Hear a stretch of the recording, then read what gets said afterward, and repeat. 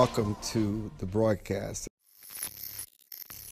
Alan Beard is Managing Director of Interlink Capital Strategies, and Troy Fuhriman, former senior official at ExIm Bank and the first Trump administration, joins us. Gentlemen, we welcome you both to the broadcast. What is the Make America Export Again initiative, and why is it so important? Alan, we'll start with you. So I think everybody knows that the U.S. has run huge trade deficits for decades, and this has only gotten worse over the last few years with COVID and the high inflation and the fact that the U.S. has emerged from COVID perhaps faster than some of our trading peers. And the reality is that deficits are part of a natural ebb and flow of trading between countries. But in the US, it's gotten so acute that in some industries, in fact, on a broad basis, the US has an export profile that's more akin to a developing country. We sell primary products, large commodities like wheat, oil and gas, chemicals, but then they're sent to Asia or to Europe where they're transformed into value-added products, and they turn around and sell them back to us.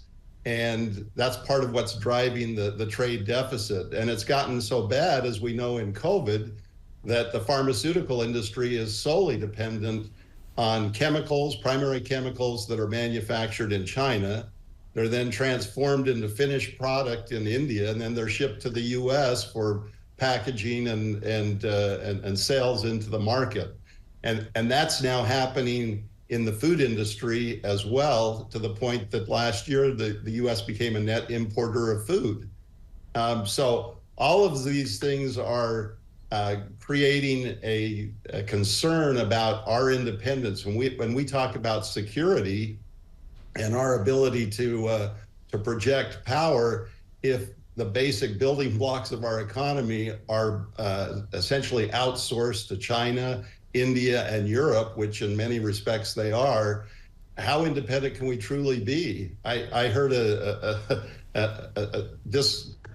upsetting comment that most of the primers for bullets, for instance, are manufactured in Russia. In many respects, they're our arch rival, and yet the munitions actually require Russian inputs in order for us to prosecute a war. So all of these things are becoming critical for the U.S. to become more independent, and I think the Trump administration recognizes that. They, I think, have had a huge impact on changing the paradigm, where the U.S. and all of the policymakers believe that free trade was the only way to look at things. And I think Trump, rightly so, looked at this and said, free trade is one thing, but we don't have that in the world. We need to have more of a reciprocal trading arrangement. Troy sits in South Korea, and most of the Asian economies are still very mercantilistic. Well, let me get Troy. Let me get Troy in this conversation. Troy, you think about the competitiveness in the U.S. global trade market compared to a decade ago. And then you also hear President-elect Donald Trump talking about these tariffs, which is certainly going to have an impact. Could you speak to that, please? And welcome to the show. Well, thank you. Pleased to be here. The tariffs, I believe, have a very important function if you're thinking about the overall strategy of the United States in countering the mercantilist policies, for example, of China, or looking at even South Korea and other countries that have the government operating essentially as a wing of their major corporations. And they engage in many policies, whether it's friends like South Korea or even more adversarial parties like China. They engage in non-tariff trade barriers all the time. One of the things that I encountered when I was in the Trump administration is that we had to deal with China literally cutting off the purchases of American medical equipment because they were using their internal budget laws to stop the purchases of American equipment. And when they engage in these types of non-tariff trade barriers, they're essentially blowing up the fiction of free trade around the world. And so to the extent that these countries are engaged in activities that go against really the trade of, or the spirit of the World Trade Organization, and the concept of free trade, we have the right to counter that. The second thing to think about is the importance of national security. We know that economic security is the foundation of national security. And to the extent that we have certain industries or certain components that go into critical aspects of national security industries that come from adversaries or even from too far away to make us feel secure, we need to look at using tariffs or other potential tools to help secure our security. You know, Alan, what role will public-private partnerships play in driving this export growth? So I think Troy has kind of articulated how our competitors work. They are much more closely aligned with their governments, and I'm not suggesting that the U.S. reorder our economic structures along Asian lines or even European lines. I mean, the U.S. has always had a much more laissez-faire attitude to having the government involved in business. But the reality is that, as Troy says, when Boeing is competing against Airbus, they're competing just as much with the French and the Germans as they are with a company. And they have to do whatever it takes to win the business. And a lot of U.S. companies like to think that they don't need the government to help them. But when you're competing against not just a corporation like Samsung, but you're competing with South Korea, then there needs to be a level playing field where the U.S. government shows up and in some fashion provides a similar kind of support. It's never going to be the same as the Asian countries where, you know, a JBIC or a Korean ExIm Bank work so closely with their companies that there's not a whole lot of difference versus the U.S. where ExIm Bank is kind of brought in at the last minute and not as embedded, if you will, in the transaction. But you know what? We could do a lot better job. There's a high cost in exporting, which is a fact. And then you've got an extended life cycle of these products. How does that play into it? You want to take that, Troy? Or Troy? When you're talking about the high cost of the lifestyle, which products are we talking about here? Any of the products. Okay.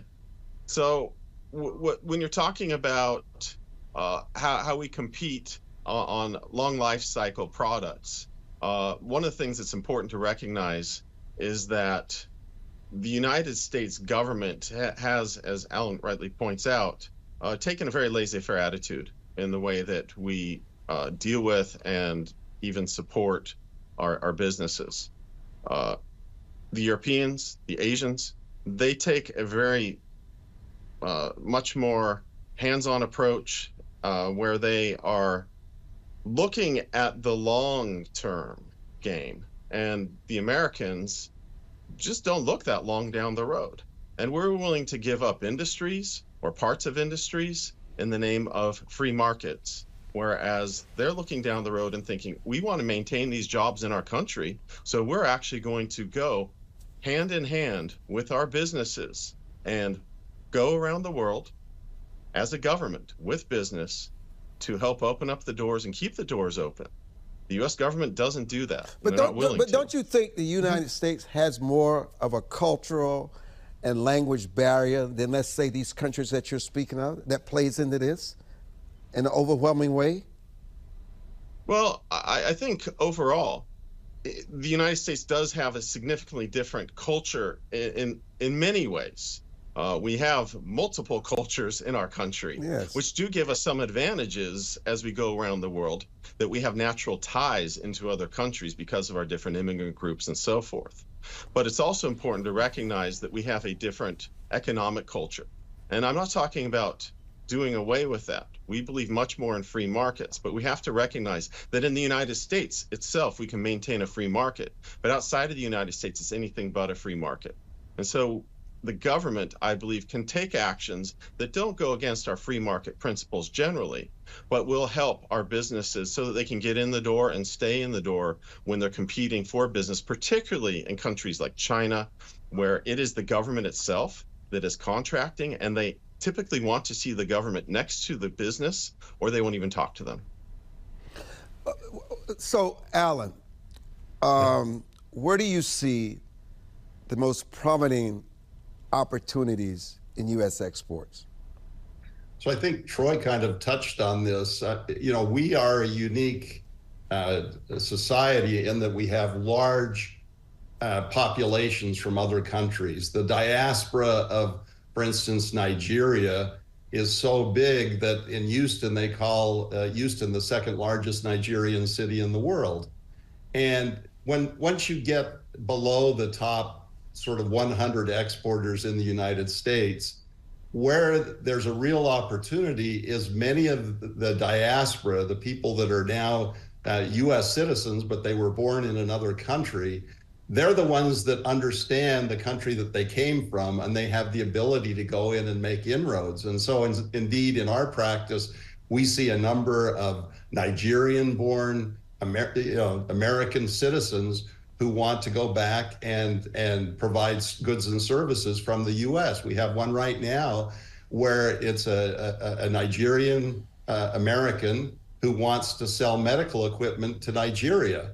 And in this case, we're using ExIm Bank, and she has gone to Nigeria. She's made a market for this service, and now she's importing U.S. medical equipment because that's perceived as being the best equipment for this service.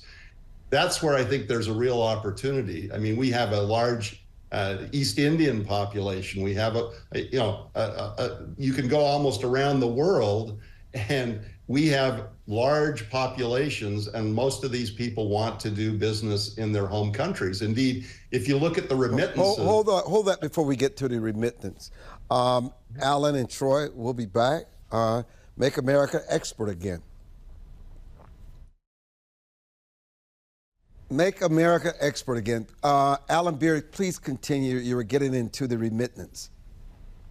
So the remittances from the U.S. to overseas countries is a huge portion of aid. It's actually larger than most aid programs from the developing world. Just in the U.S. alone, there's over $100 billion of remittances that go out to Latin America, India, Africa, you name it. Just imagine if some of those remittances could be harnessed into economic activity. That's sort of the old adage that if you teach somebody how to fish, they're going to be more independent than if you just give them the fish itself. If some of those remittances could be turned into actually economic activity where we're shipping goods and services from the U.S. to help develop some of these countries, that's a huge market. And again, it comes back to what I was saying earlier, that this diaspora that we have in the United States could actually be turned into a huge benefit to help America export again. So let me come back to Troy Fuhriman. And everyone knows that the biggest export is oil. But one of the things that we don't get into enough are these passenger vehicles, these civilian aircraft parts. Talk about those specifically, Troy. It's huge. Yeah, it is huge. If you look at the overall supply chains, and for example, an aircraft, just take a Boeing aircraft, for example, you're having a supply chain that extends across virtually every state in the union, and it also extends internationally. And there are so many large and small businesses that have wonderful jobs that are attached to these. And that's the thing we have to remember whenever we're talking about any of these types of export-related policies. They ultimately need to support the companies that ultimately support Americans working and providing for their families. So it's not just huge in the sense of big dollars, but it's huge in the sense of millions and millions of jobs across our country. True. So Alan, what advice do you have for small and medium-sized businesses looking to expand internationally? And what industries hold the most potential for boosting U.S. exports in the near future? So one is, I think, just the recognition that 95% of the consumers of the world are outside of the U.S. So you've got a huge market that's outside of the United States. And now, in terms of GDP, the developing world is a larger percentage of the world's GDP than the developed world. And in those developing markets, again, this idea that you have people that were born there, that live in the United States, they can identify opportunities in areas that the U.S. excels in. While it's unfortunate that a lot of our highly engineered products are increasingly going offshore to manufacture their parts. Indeed, Boeing, you take a 787 and a huge amount of the 787 is the supply chain is overseas. The wings come from, Japan. And that's, you may recall more recently, John Deere wanted to move their production from the United States to Mexico. And Donald Trump said, if you do that, then there will be repercussions. But having said that, there is still a premium, and most people are willing to pay that premium for U.S. made products. Mack Trucks for years has been the industry standard in third world countries for a solid truck that, does the job versus a Chinese truck that may be half the price, but only lasts, half the time. And so to the extent that we can convince U.S. Business people that the market overseas is something that can be penetrated, that it's worth the effort. And to your point earlier, Armstrong, I mean, it is more complicated. The distances are larger. There's language issues sometimes. The state, the tariffs and the state support overseas is different. But again, that's where the market is. 95% of the consumers are overseas, and increasingly the GDP is overseas. And if you want to build a business that can grow beyond just the U.S., you got to look at those markets. Troy, the United States is the cornerstone for the global economy. We trade with over 200 countries worldwide. In 2023 alone, we had $5.1 trillion in trade around the world. I don't think people understand the significance of the United States as the cornerstone, the anchor to global trade around the world. Mm-hmm. You're absolutely correct. The United States is the anchor of global trade, goods, services, and also things that we don't think about that often, for example, like financial services, financial products. All these things make a huge difference, not just for the United States, but the entire world economy. And there's no reason at all why we should be underestimating the impact of the United States and the power of the United States to leverage that for the good of the American worker. So what do you think has changed to slow our capacity when you coined this playoff Trump's Make America Great Again, Make America Export Again? Why do we have to make it export again? Why has it changed? What has disrupted this around the world? I'm going to stay with you, Troy. Well, I think there are a few things we can look at. One, it's just the exchange rate. The dollar's become incredibly strong. And I think we need to look very carefully at policies that have led to that. One of the absurdities, or I guess one of the oddities of the United States is, given the fact that we have the reserve currency of the world, it makes it so that even when the United States screws up economically, the world still runs to the dollar. And because of the unique positioning of the dollar, it makes it so I think we have to look more carefully at how we actually manage our currency. We need to look at things like our federal deficits. And we also need to recognize that there are countries around the world, for example, South Korea, where I'm sitting right now, China, over the past decade or so, even countries that don't get talked about a lot, like Peru, have engaged in massive currency manipulation. And we need to recognize that and have adequate discussions and take appropriate countermeasures where necessary. Troy, what are the biggest challenges, and particularly when you think about the global conflict, unlike anything we've seen in quite some time, these continuous disruptions, whether it's in Lebanon, whether it's in Iran, whether it's in the Middle East with Israel, whether it's the escalation of what's going on in Ukraine, what we don't talk about, and in the motherland of Africa, when you look at the conflict that goes on in Ethiopia and these religious wars, how does that impact us here at home? Well, for one thing, it creates more uncertainty. And even just going back to the currency alone, it makes it so people flee to the dollar. And so it has the perverse effect of actually making it more expensive for us, or more difficult for us to export to the world. And so strangely enough, these conflicts do lead to increased trade deficits for the United States. And so one of the things that we can do if we want to make America export again is actually make the world more peaceful again. And so this is one reason why I support broader aspects of President Trump's at least aspirational foreign policy to bring more stability and peace to the world. You know, Alan, we can learn so many lessons from countries who have strong export models like Germany and China, and also learning to better make those relationships work for us as well. Could you speak to that?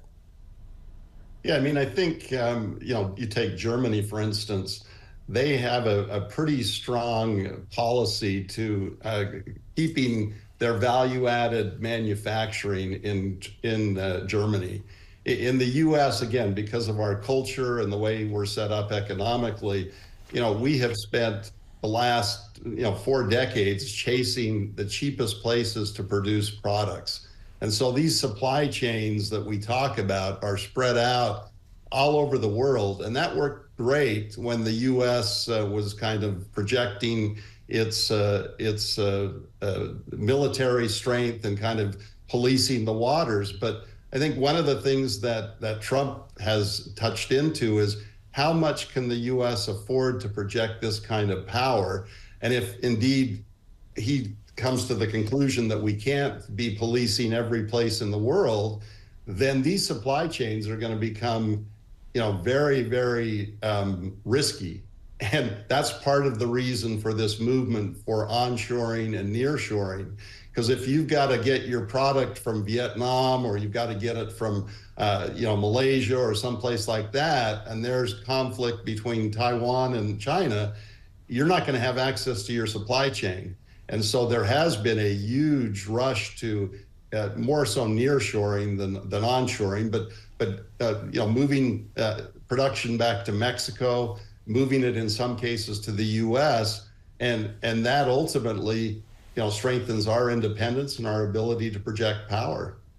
Look, Alan Baird, it's really has been a pleasure to have this insightful and educational conversation with you and Troy about the importance of making America export again, and how America is the dominant player and the cornerstone of the market. I look forward to having follow-up discussions, because we definitely need to increase our imports in a very cautionary way, I must add. Thank you so much for joining us.